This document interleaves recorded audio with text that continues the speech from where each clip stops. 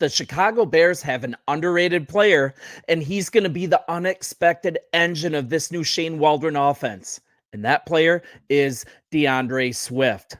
Swift, I'm telling you, he's going to be a weapon for the Chicago Bears, but there's something specific they really need him for.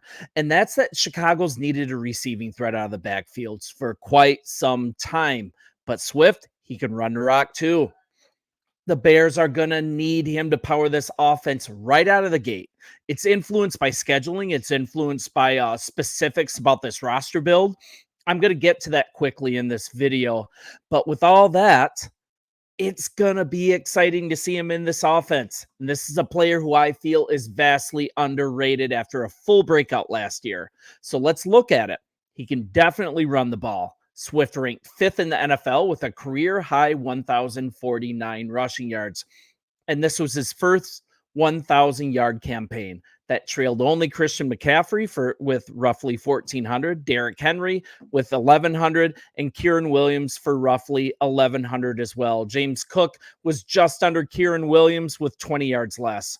He also logged 39 receptions for 214 yards and a touchdown. So his receiving skill, though, it was underused in Philly still. He can do so much more. And Adam Rank agrees. I'm going to open up the story on WindyCityGridiron.com. It's just a great site, and I love Adam Rank. He's so much fun. But Rank, he also recognizes that Swift, in fact, he's going to receive the lion's share of carries and will power this offense. I'm not so sure this is going to be a full committee. Swift, he got paid to be the alpha, and this is straight from Rank. I see more of a situation where it's DeAndre Swift's backfield as opposed to a full-blown committee. I believe DeAndre Swift, he was brought in here with the purpose of being the lead back. Khalil Herbert, he's shown some flashes where he can be dynamic, but he's never shown that he can do it year in and year out. Take Roschon Johnson. He could end up developing into a nice player, but for me, I think DeAndre Swift is one of the most underrated running backs in the league. I'm all in on Swift. I think he's going to end up being that dude, and he's going to end up being the guy who carries this backfield. And that's actually strong words from Adam Rank. I'm going to close this down. Check out that whole story. It's fantastic. So what about Herbert? He just talked about him. He offers an immediate upgrade over Herbert. He won't allow Caleb Williams to get pressured. He's going to allow Caleb Williams to comfortably operate RPOs and out of the shotgun. And he just provides a home run threat that we really need, especially in the first half of the season. Williams, he'll have no shortage of weapons this rookie season either, including wide receivers. You guys know these guys, but it's just fun to say. Wide receiver DJ Moore, Keenan Allen, Rome Odunze, along with tight ends Cole Kmet, Gerald Everett. That's great. That's fantastic. It's a huge blessing. But having a strong running game, that's arguably the biggest key for this offense. They need a guy who will open up space for both the receivers and the quarterback. That's why they signed DeAndre Swift this offseason. I just love the running back room that Poles has built. But I think if the right price and situation was presented to him, he might move on from Herbert. But I think he's satisfied. If the right offer doesn't come also, I say keep the depth. I think keep Herbert this year. So how did we acquire him? And also, what has he shown that makes us think that he's that dude, as Rank phrased it? So the Chicago Bears, they signed running back DeAndre Swift to a 3-year deal worth $24 million. And that really kickstarted the negotiation period of free agency. I think it was the first transaction. Chicago was absolutely sure that he was the guy. He joined Chicago as their new starting running back, and that gives them a dynamic playmaker, right? He's also someone that thrives in the passing game, and that's going to go leaps and bounds in this Waldron offense. He's coming off a career year with the Eagles. He rushed for 1,049 yards with 4.6 yards per carry and 5 touchdowns. He also provided a threat as a pass catcher. He hauled in 39 catches, 214 yards, and a score. But I think it's just scratching the surface on his ability there. And He earned his first Pro Bowl not in 2023. I know the Pro Bowl doesn't mean quite what it used to. It's a little easy to get there. Gardner Minshew was actually a Pro Bowl candidate, and actually he was a Pro Bowler at quarterback last year. So the Pro Bowl, take it with a grain of salt. But this home run threat that Swift is, that's what I'm talking about. He wasn't the slow and steady presence in the backfield. He showed something. He showed that he can blow the doors off a defense in spurts. And that's exactly what we need. A shot in the arm, the ability to take over a game. And he was with the Eagles last year, and this is exactly what I'm talking about. And those of you that play fantasy football, you for sure remember these weeks. In week 2, he ran for a career high 175 yards and a touchdown. And that was in a 34-28 win over our very own Vikings. He earned NFC Offensive Player of the Week. And then the following week, in a 25-11 win over Tampa Bay, that wasn't like a blowout. He racked up another 130 rushing yards with 16 carries. And then in week 17, he recorded 61 rushing yards to finish the year, and that gave him 1,000 rushing yards in the season for the first time in his career. So we're talking about the Pro Bowl, all these things, his potential, but why will he fit into this mold in Chicago? And I want to outline that with what's seen as his biggest strength. And this is from PFF. His biggest strength. Swift's biggest strength is his ability to cut on a dime, hit the outside gaps explosively, and it makes him a dangerous and viable contributor in the passing game. I'd say his weaknesses are one of Swift's most significant issues. That's running between the tackles. Despite being a well-built guy, 211 pounds, I think that's an old reference. I think 211 sounds right. I think it's 215. He's 5'9". He's not a physical runner. He also needs some space to use his quickness, to use his burst. But I don't think we really need him as a between the tackles guy.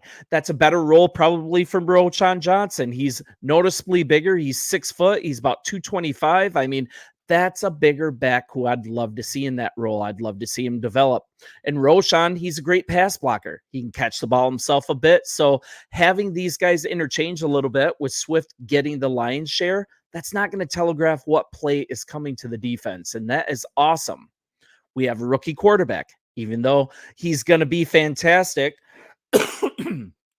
Excuse me. I think Caleb's going to be absolutely fantastic, but he's a rookie quarterback. We've got 2 new receivers with Odunze and Keenan Allen. I mean, I agree that the talent level's high, but one is a rookie. The other is acclimated to a brand new offense. And DJ Moore has even got to adapt to this offense as well. I mean, it's a similar McVay shell that Waldron's installed, but still, it's going to require some adjusting. And as I've gone through in previous shows, the Bears schedule, it's almost like 2 separate seasons. So here's how they start. Tennessee, Houston, Indianapolis, LA, Carolina, Jacksonville, the Commanders, the Cardinals, and then New England. I mean, we can look at the schedule and say, wow, what an easy start. This is going to be a cakewalk, right? They're all winnable. But let's look at the second half of the season. Let's look at what I want to call season 2. All the division games are packed in here, and it's going to be arguably the hardest division in the NFL this year. I truly believe that. So now we've got kind of a gauntlet. Green Bay, then Minnesota, then Detroit, then San Francisco, then Minnesota, Detroit again, Seattle, Green Bay. Kind of a meat grinder, right? And this is also made much worse by the unbelievable scheduling of 3 games. And this was highlighted on a story on sportsmockery.com. They're really creative with their story ideas. They always have a different angle on things. So I absolutely love that about them. So this is from Sports Mockery. They highlight that it all starts with December 16th when the Bears travel to Minnesota on Monday Night Football. Only 6 days later, they have the Lions at Soldier Field. Then they have to turn around and go up against the Seahawks on Thursday night. Just absolutely brutal. And that is 3 games in 10 days. That's ridiculous. And for perspective, last year the Bears had a similar situation. They played Denver, Washington, and the Vikings in the span of October 5th to the 15th last season.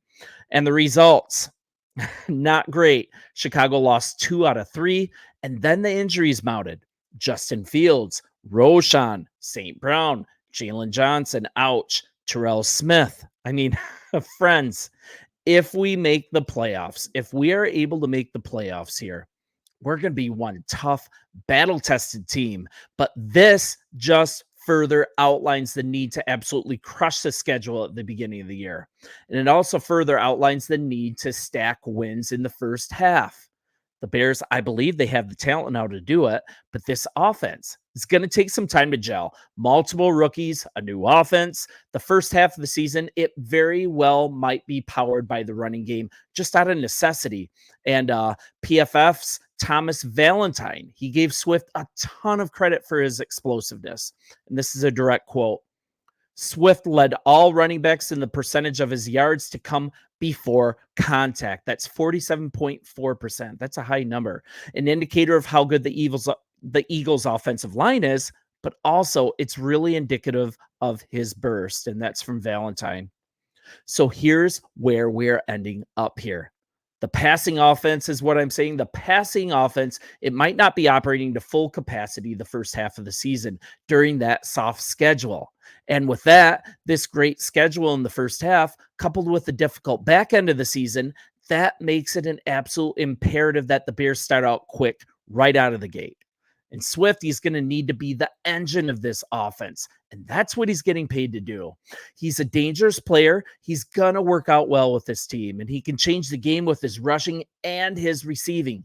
And that's also something the Bears will benefit from moving forward outside of this season. He'll lead a strong running back group that also includes, as you guys know, it includes Khalil Herbert. It includes Roshan Johnson.